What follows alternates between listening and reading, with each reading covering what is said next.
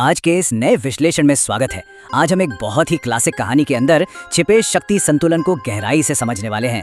शेर और चूहे की ये कहानी सिर्फ बचपन का कोई किस्सा नहीं है, ये असल में शक्ति, आकार और एक अप्रत्याशित दोस्ती का बहुत ही गहरा उदाहरण है। चलिए सीधे इसमें चलते हैं और देखते हैं कि कैसे असली ताकत हमेशा शरीर के आकार पर निर्भर नहीं करती। हमारी आम समझ यही कहती है कि जो बड़ा है वही ताकतवर है, लेकिन यहीं पर एक बुनियादी सवाल खड़ा होता है जहां से इस पूरी कहानी की धारणा पलट जाती है। क्या वाकई एक बेहद छोटा सा जीव जंगल के सबसे शक्तिशाली राजा का जीवन बचा सकता है? ये एक ऐसा सवाल है जो ताकत को लेकर हमारी सोच को चुनौती देता है। भाग 1, जंगल का राजा और चूहा। यहाँ दोनों के आकार और सोच का अंतर सच में हैरान करने वाला है। एक तरफ जंगल का सबसे विशाल और शक्तिशाली राजा है जो भारी भोजन करने के बाद गहरी नींद में सो रहा है, और दूसरी तरफ एक छोटा बेफिक्र चूहा है जिसके लिए ये खूंखार शिकारी सिर्फ एक खेलने की जगह है। दोनों की दुनिया और नजरिया बिल्कुल अलग है। चूहा अपनी ही अलग धुन में है। वो बहुत ही फुर्ती से उस सोते हुए विशालकाय शेर की पीठ पर ऊपर नीचे दौड़ लगा रहा है, और तो और वो शेर की लंबी पूंछ को एक झूले की तरह इस्तेमाल करके उस पर से तेजी से फिसल रहा है।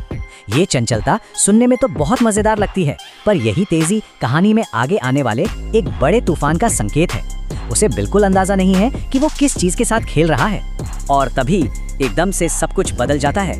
वो विशाल शेर भयानक गुस्से में दहाड़ता हुआ अपनी गहरी नींद से जागता है। उस जोरदार दहाड़ से शायद पूरा जंगल हिल गया होगा। अगले ही पल उसने अपने भारी और विशाल पंजों में उस नन्हे चूहे को बुरी तरह जकड़ लिया है। शेर के नुकीले जानलेवा दांत अब चूहे के ठीक सामने हैं। मौत बिल्कुल करीब है। ये पल साफ बताता है कि कैसे एक छोटी सी लापरवाही तुरंत जानलेवा साबित हो सकती है। भाग 2, चूहे की विनती और जीवन दान। यहाँ चूहे की बेबसी बिल्कुल साफ नजर आती है। वो बुरी तरह कांप रहा है और कहता है, हे राजा, मैं बहुत डर गया हूँ, प्लीज मुझे मत खाइए। लेकिन अगले ही पल वो एक बेहद साहसिक और नामुमकिन सा लगने वाला वादा कर देता है कि एक दिन वो एक अदना सा चूहा इस जंगल के राजा की मदद करेगा।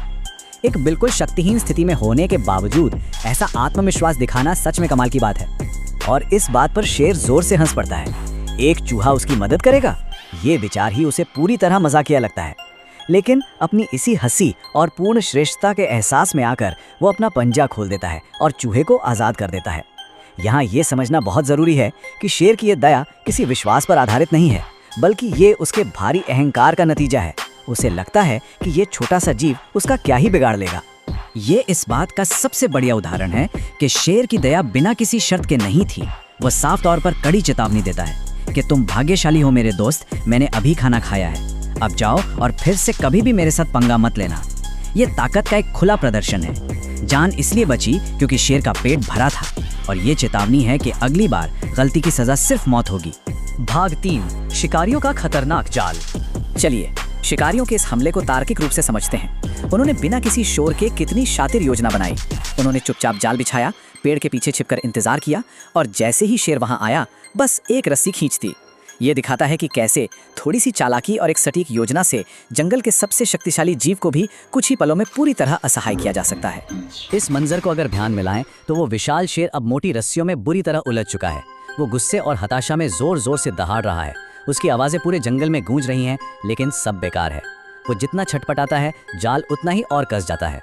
शिकारी उसे वहीं छोड़कर उसे ले जाने के लिए गाँव से एक बड़ी गाड़ी लेने निकल जाते हैं। शक्ति का सबसे बड़ा प्रतीक अब बिल्कुल बेबस है। भाग 4, छोटे दोस्त की बड़ी मदद। दूर जंगल के दूसरे कोने में वही नन्हा चूहा उस दर्दनाक और परेशान दहाड़ को सुन लेता है।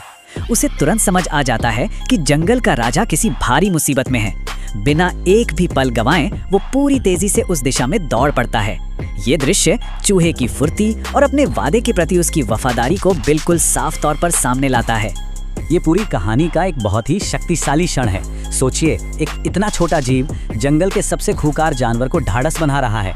घबराइए मत राजा जी, मैं आपको मुक्त कराऊंगा।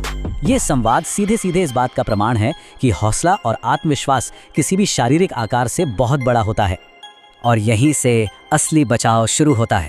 जो काम शेर की विशाल ताकत नहीं कर सकी, वो चूहा अपने छोटे आकार की वजह से करने लगता है। वो उस भारी जाल पर तेजी से चढ़ता है और अपने छोटे पर बेहद तेज दांतों से उन मोटी रस्सियों को कुतर कुतर कर काटने लगता है। ये एक ऐसी खासियत थी जो सिर्फ चूहे के पास थी और इसी छोटी सी खूबी ने इतने बड़े काम को अंजाम दे दिया। शेर आखिरकार पूरी तरह आज़ाद हो गया। भाग 5, एक नई और पक्की दोस्ती। यहाँ शक्ति का समीकरण पूरी तरह से बदल चुका है। शेर सिर्फ जान बचाने के लिए शुक्रिया ही नहीं कहता, बल्कि चूहे को सीधे जंगल का राजकुमार घोषित कर देता है। ये आभार प्रकट करने का और सम्मान देने का एक बेहद बड़ा तरीका है। अब चूहा कोई मामूली जीव नहीं रहा, शेर की नजरों में उसका कद बहुत ऊंचा हो चुका है। कहानी का चक्र यहाँ कितनी खूबसूरती से पूरा होता है। कहानी की शुरुआत याद करें तो चूहे का शेर की पीठ पर खेलना मौत की वजह बनने वाला था, पर अब वही आभारी शेर खुद चूहे को बुलावा दे रहा है कि वो आए और उसकी पीठ और पूंछ पर खेले। जो गलती भयानक गुस्से का कारण थी, वही अब एक गहरी दोस्ती का सबसे बड़ा प्रतीक बन गई।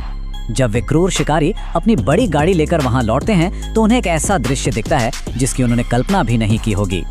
शेर अब बिल्कुल आजाद है और उसके साथ वो छोटा चूहा भी मौजूद है। जब ये दोनों नए दोस्त एक साथ आक्रामक रूप से शिकारियों की तरफ दौड़ते हैं तो शिकारियों के होश उड़ जाते हैं। वे दहशत में वापस गांव की तरफ भाग खड़े होते हैं। दोनों की इस सम्मिलित ताकत ने आसानी से दुश्मनों को हरा दिया और इस तरह जंगल का सबसे बड़ा और सबसे छोटा जीव हमेशा के लिए सबसे पक्के दोस्त बन जाते हैं। ये इस बात पर पक्की मोहर लगाता है कि जब सच्चे रिश्ते बनते हैं तो उनके बीच की शारीरिक भिन्नता या आकार का अंतर बिल्कुल मायने नहीं रखता। दया से शुरू हुआ एक छोटा सा काम और सही वक्त पर की गई मदद ने एक ऐसा रिश्ता बना दिया जिसे कोई तोड़ नहीं सकता। तो इस सब के बाद आखिर में यह सवाल फिर से सामने आता है, सच्ची दोस्ती और मदद के मामले में आकार सच में मायने नहीं रखता है ना? ये एक ऐसी बात है जिस पर हमें जरूर विचार करना चाहिए। इस पूरे विश्लेषण से यही सीखने को मिलता है कि किसी का भी आकार उसकी काबिलियत तय नहीं करता और दया का कोई भी काम कभी बेकार नहीं जाता। इसी बेहतरीन और प्रेरक सोच के साथ आज की हमारी ये चर्चा यहीं समाप्त होती है।